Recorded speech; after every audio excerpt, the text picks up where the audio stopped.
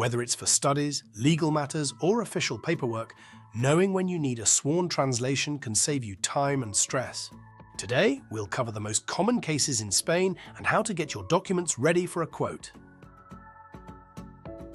In Spain, sworn translations are required whenever you present a foreign document to a court, a public administration, or an official body. This includes ministries, universities, notaries, and many other institutions.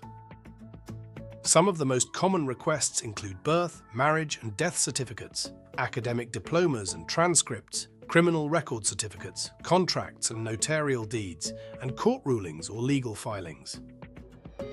If your document was issued abroad, it may first need to be legalized or apostilled before it can be translated. This ensures the Spanish authorities will accept it. You might need a sworn translation for many different procedures, such as validating foreign academic qualifications, applying for Spanish nationality, submitting documents for a work or residence permit, registering a marriage celebrated abroad, handling inheritance matters, or finalizing a property purchase. Depending on the process, the authority may require the translation in digital format or printed format, either one. Before requesting a quote, prepare a clear scanned PDF or high-quality photograph of your document. All text, stamps, and signatures must be fully visible, and if it has multiple pages, keep them in order. You don't need to send us the physical originals. Everything can be sent securely online.